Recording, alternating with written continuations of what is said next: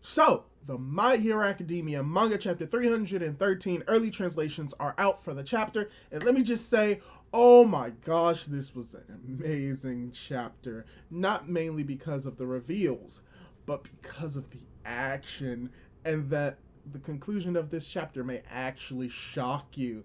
So, with that out the way, let's get right into it right after the intro.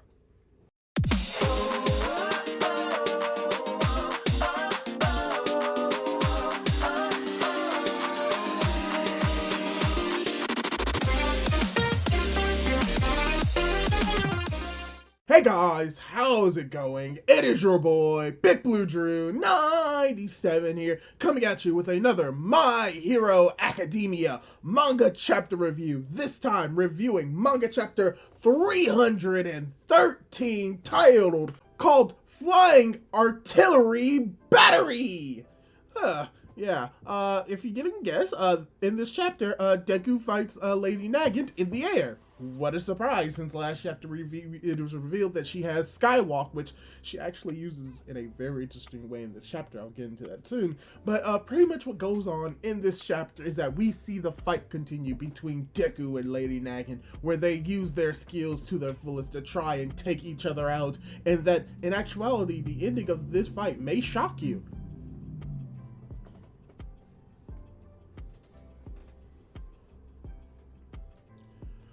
So before we get more into the fight proper, I'd like to ask you, if you haven't done so, to subscribe to my YouTube channel at BigBlueDrew97 if you like this type of content, like me talking about My Hero Academia, like seeing my reviews, my spoilers, my discussions.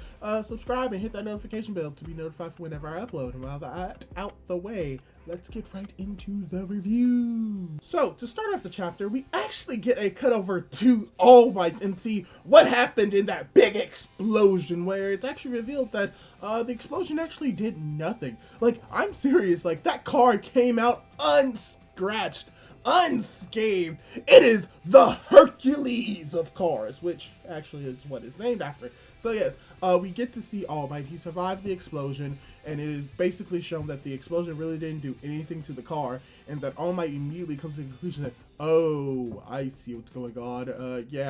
They're trying to separate me and Deku, and they're trying to kill me for real. So he jumps out of the car right before we actually see two different villains, most likely working for Nagant, if not working with All for One, as they have, I think this may be a reference to something, two long spear-like things that are able to shoot off of their arm into the car and cause the Hercules to explode. We haven't known you long, Hercules, but you will be missed. Also, I'm pretty sure that's an Attack on Titan reference. The Thunder Spears and all. It just makes so much more sense. But yes, unfortunately, the Hercules car gets destroyed, but All Might is safe while he's able to take out his phone as well as his briefcase. Most likely that briefcase has something that is going to play a vital role. If not in this chapter, within the next few chapters, it doesn't play a role in this chapter. But what is very interesting is immediately what happens next, because after they blew up the car, these two villains are looking at like, hey, isn't that All Might? Yeah, it is. But he's so frail, and he's not what he used to be. Even we can take him on right now. And they're just basically coming to this like, oh, this is All Might. He's not the same person that he used to be. Oh, I think we can take him. We can kill him easily. But what is even more surprising is what All Might does. Because even though he's frail, even though he's not in his muscular form, which is something that we see, he's not in his muscular form when he does this, but he intimidates the heck out of these two people by giving like a speech by saying and telling them to basically step aside. That kid still admires me, even though I've gone through so much less than he has. He still looks up to me, and if you think that I will let you take him down, that will only happen after I die. And he makes these kids scared shitless, and he's not even in his muscular form. But he says that he won't let anything happen to Deku until he dies. So, if anything, this is foreshadowing that A, something horrible is going to be happening to Deku in the near future, and B, All Might is probably going to die. Death flags everywhere! yeah, no, it's not looking really good for All Might. But we're not going to focus on that anymore because we're actually going to cut back over to Deku versus Nagant. So, we cut over to Deku versus Nagant as Deku's basically zigzagging through the buildings, trying to get out of Lady Nagant's line of sight by moving unpredictably so that she cannot really get a lock on him, and how by doing so he's going to do this so that he's able to get closer and closer to the building. And what I really find interesting about this entire chapter, because Deku is coming to this realization that he's able to take out Lady Nagant, it'll bring him one step closer to All For One, or more specifically, one step closer to Shigaraki, because that's very interesting, because Deku's focus isn't necessarily like to defeat Shigaraki, but to try and rescue him. So that's why he's more concerned with trying to go after Shigaraki, because he's the type of hero that wants to save people first. So it makes sense that he would bring this up, but it also shows like how intelligent Deku is when it comes to fighting other enemies, and how he's able to think on the fly. And that's something that we really get a lot in this chapter, because we see that he believes that if he's able to zigzag and make his movements unpredictable, then Lady Nagant cannot lock onto him. And that is all based off the idea that she's still being a sniper on the building. And because of that, that actually leads to something happening to Deku in this chapter, because as he's going through this zigzagging, as he's thinking about this in his mind, his danger sense goes off.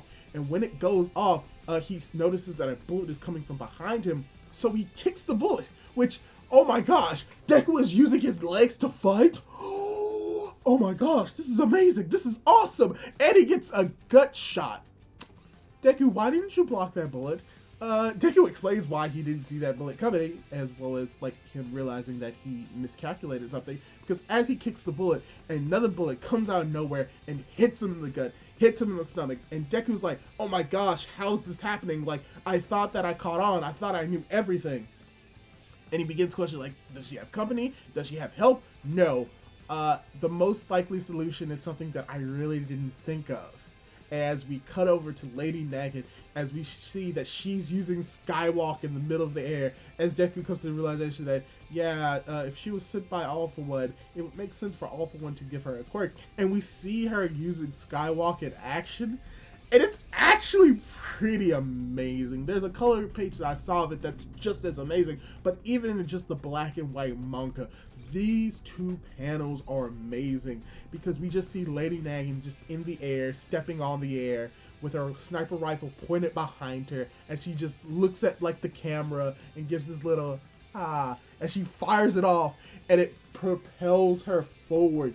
And this is very amazing, because from what we get with this, Skywalk is basically like float. It only allows you to like be like sustained in the air for a certain amount of time. With Skywalk, it's more of like you're actually stepping on air. With float, you're just literally like floating, probably more similar to zero gravity, but it doesn't give you the ability to fly, but it gives you the ability to get into the air. And unlike with Deku, who can use force to propel him forwards, backwards, side to side because of One For All, Lady Nagant can only do that with her sniper rifle. So it's amazing to see that even though she's just got the quirk Skywalk, how effectively she's able to use it, to a point where she's basically able to like get Deku into a corner.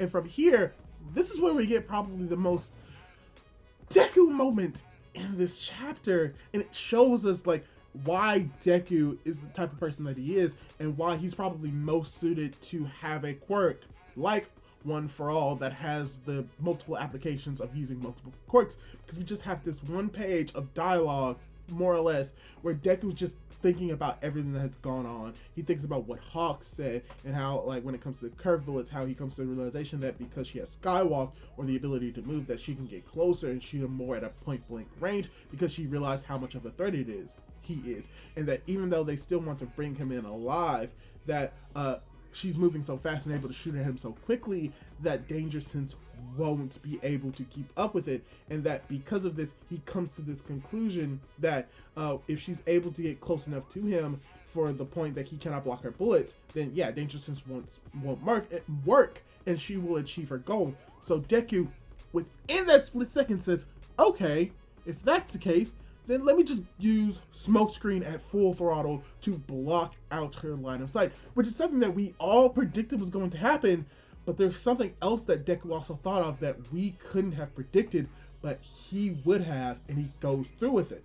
And just to tie in one more time, I still find it amazing because this just one page just shows how like Deku is able to use this quirk and analyze a situation so effectively, and it is based off him just basically sort of training himself by the knowledge of knowing how quirks work and how to like go against them. So it's not necessarily like his hero training that is very beneficial in the situation, but what is beneficial in the situation is the type of person that Deku is and everything that he's done over the years to get to this point. The fact that last chapter we saw that he remembered a TV promotion from Snipe because he's that type of fanboy, the information that he learned from Hawks and the information that he learned from prior experiences, he's able to incorporate all of that into the situation and analyze the situation, and he's able to do it because that's the type of person that Deku is. So it's just very cool to see like more of Deku's characterization in this chapter when it comes to fighting other villains.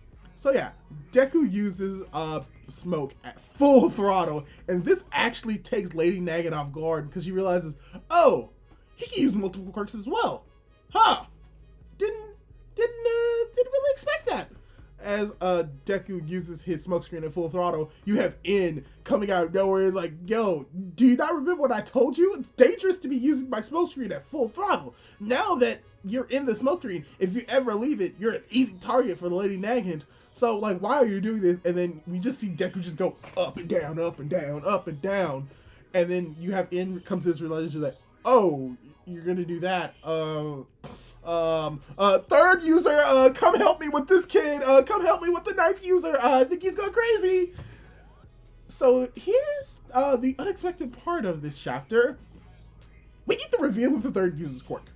Like, just straight up, without any, like, big fanfare, without really any, like, major explanation for it. Well, we do get an explanation for it, but it's not something that is said by the third user or even by Deku, which makes sense because they would already know what the quirk is, so they wouldn't need to explain it, like, right now. But he comes in and it's like, I know what you're trying to do. I'm gonna say this, you haven't reached that stage yet, and you're trying to attempt to use my quirk even though you haven't trained for it, and that could be very risky. And Deku's like, well, no, well, it doesn't matter. I can't be too slow. I have to use this quirk to take her out, so that's what I'm going to do. So I'm going back to this quirk right now, right here. So it's very interesting because Deku comes to this realization. We actually get this flashback actually to the Endeavor Hero Agency arc, where Deku came to the initial realization that for him to begin to master the quirks, he has to master them one at a time, get used to it, so that he's able to use it subconsciously, and then apply another quirk to it. But now he's like, I can't do that. I don't have the time to do that. I have to use the third user's quirk now. And that he's going to learn how to use it now, because if he does it, then this will get him one step closer to finding All for One and finding Shigaraki, as well as he comes up with a plan that involves using Gran Torino's cape and how he regrets using it in this way, as we get the reveal of what the third user's quirk is, which is Fajin. And from what we have at the translations note, it's basically translated as explosion release of eternal power, and how it's sort of like a martial art technique. That's something that I talked about in the spoilers, but basically from what we're getting from just the initial translation note and based off like the actual name Fajin, most likely, and what we see in this chapter, most likely he has to store like kinetic energy or just energy while he's moving, which is why we see him just go up and down, and most likely he's able to use that energy in a single burst, either like for a more powerful punch, a more powerful kick, or what we see later in this chapter, make himself a human bullet. So yeah, we get to see him using the quirk sort of kind of now, as we cut over back to Lady Nagant as she's looking over the smoke screen area, where we also get to reveal that she also has like a little sniper scope coming out of her sniper rifle's arm. So yeah, not only does it have a sniper rifle itself, but it also has a little scope that she can look through it. So wow, that quirk is very, very tailored to her skills. Or she tailored her skills to her weapon. Either way, it's freaking awesome as she's looking through the smoke screen and she sees what she believes to be Deku coming out of the smoke screen. She takes the shot and she shoots Gran Torino's cape. and she's like, is that a decoy? What's going on? What is this? What's going on? As she begins to see like multiple things come out of the smoke screen at a time. But what is very cool in this one panel as well is that she's like, how impudent, how crude. Like, you really think that you can like trick me like this? You really think that you're hot shit? And she literally snipes all 3 areas at once. Not like bang, bang, bang, but like it seems like in an instant she shoots all 3 at once. As we see, one of them is like an image of Deku. I'm not sure what was thrown there. Another one is actually his mask, and then the third one image is his best backpack. So she misses, but she's like, you can't hide in the smoke forever. But then she notices something going on in one of the buildings as you see small hints of light going up and up and up the building until we see Deku grabbing on to Lady Nagant's left hand as he says, "That's if I was hiding," as the chapter ends. And boy, oh boy, that is amazing. And it's the end of the chapter, so let's go more into the actual review for this chapter's proper. Overall, this was a really good chapter of My Hero Academia. Mainly because we did focus on a lot of the action. There was a lot more action panels that there normally are in My Hero Academia, and it really establishes that this isn't like a fist-to-fist, like one-on-one, like mano-a-mano fight. This is a really strategic fight that Deku has to go through. He can't like just automatically get up close to the villain and start beating them up. That he has to be more strategic, which, you know, is very like apt for Deku because he's really strategic when it comes to fighting and improvising and using his quirks in unique and interesting ways, but he's also able to do it in ways that can be very dangerous and damaging to his body, as we see in this chapter how he seems to have been able to use the third user's quirk, but as you can see from like the look on his face, it doesn't look like he was able to do it without getting hurt. Or maybe he did and he was able to learn it on the spot, but I don't think that that's how these quirks are going to work. Because as we've been stated before, these quirks are a lot more powerful than they were back in the day, and that maybe it takes him a lot less time to store up energy to use it, but maybe it does have a drawback on his body where it causes him intense pain, and because he hasn't trained with it before, in the same vein as Black Whip, there could be some like repercussions to it. But here's the thing, even though he wasn't able to use Black Whip effectively the first time, after he used it and it went on a rampage the second time, he was able to like kind of use it effectively. It still caused him pain, but when he used Black Whip to catch those falling pikes, he did that in an instant. So if he's able to do this in an instant with this quirk, we've seen a precedent for it. We've seen him being able to like use quirk effectively, even though he's only used it once because he trained with it. So even though he hasn't necessarily trained with his quirk, he does know that it exists. So while he's not necessarily training it, he can think of ways to use it and apply it to his fighting style. And I think this just kind of confirms more from this chapter that the quirks that Deku is going to gain are not inherently combat-based quirks. Like, he's not going to be able to use explosions. He's not going to be able to send out like ice from his arms. He's unable to use electricity, any of the elemental attacks, explosions. He's not able to do physical damage with any of these quirks, but that these quirks are just augmentations for his own physical body. He's able to store up that energy and like release it, but it's going to be releasing from his body, like propelling his body. So most likely what we're going to see more with Raijin is that he's going to be using it like in the middle of a fight, storing up energy, and that then releasing that energy most likely in small bursts to add more oomph to his attacks, but the actual energy itself isn't going to do anything. So it's very cool to get that kind of confirmation in this chapter that most likely the last quirk that we're going to get is not going to be a combat-based quirk, most likely. And just the fact that we got the reveal of another quirk is amazing, and how it's really different from the other quirks that we have. So as of right now, the quirks that Deku has access to is Danger Sense, Float, Black Whip, Smokescreen, and Raijin, or Daijin, or whatever it is, Fajin. I think is what it's called, Fajin, at least in this translation. So it was very cool to get that reveal of this third user's quirk, as well as we got to see Deku more interacting with the third and the sixth user, So, and seeing like how they are like they can manifest inside of Deku's consciousness, sort of kind of as he's like physical forms covered in fire, and how they're still able to give him advice, and how they can still warn him, like, hey, you may be doing something stupid, but it's still up to Deku to like take their advice. So it's very interesting that even though they are inside of them, they are like allowing Deku to have his own autonomy, in that if he does choose to do something that backfires in his face, that's going to be on him. As well as, just like I said, getting to see a lot more of the fight involving using strategy, Deku thinking about like the situation when he gains new information, he's able to apply to the situation to come up with a different plan, and that he still takes damage, or he still has consequences for not having the full like scope of who he's fighting. Now, he didn't know that Lady Nagant could use Skywalk, so he took a bullet to the gut. But now that he knows that, and now he still knows her position, he was able to take action to make sure that he was able to capture her.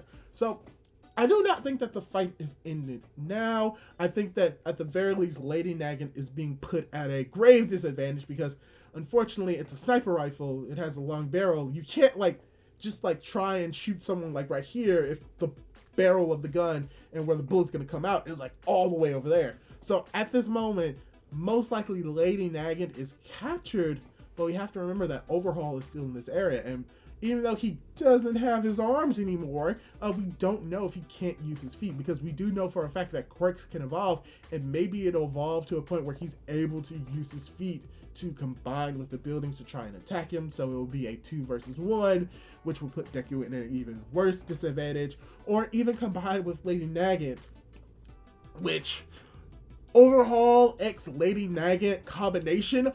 Oh, if that would happen, Deku screwed. Deku is probably dead, unless the second user's quirk is an ability to literally say no. So that's also a possibility, but most likely what I see going on next chapter is we're going to once again see more of the fight between Lady Nagant and Deku. We may get Deku talking to Lady Nagant when he captures her, quote unquote, and trying to understand like why she's a villain, why she's doing all of this. So we could potentially also get a flashback to Lady Nagant, and maybe after that flashback is done, they go into a building that Overhaul is hiding. He sees Deku because he no longer has his mask, so he will be fully recognized by Overhaul, and Overhaul may just go on a blind raging rampage and be able to activate his quirk using its feet, and then could potentially be Overhaul versus Deku, or Overhaul and Lady Nagant versus Deku, or Deku and Lady Nagant versus Overhaul, or Overhaul and Lady Nagant fused together versus Deku. That's kind of how I view next chapter or next few chapters going on, but I do not think that this fight is ending anytime soon. So yeah, that's basically my review for this chapter of My Hero Academia. What did you think of this chapter? Did you think that was great? Did you think it was amazing? Did you think that was bad? Leave your thoughts down in the comment down below. And what did you think of the fight between Deku and Lady Nagant? Did you think it was amazing? Do you like how Deku was able to use more strategy in this fight, or would you have preferred him to use more hand-to-hand fisticuffs? And also, another question, what do you think of the third user's quirk? Do you think that it's interesting? Do you think it's boring? Do you think that it's fits within the theme of the other quirks within One for All? If I had to equate storing up energy to any type of tool, I guess it could be considered like an energy drink, because you get like a boost of energy from the stored up energy in the can. So yeah, that's my thought on this chapter.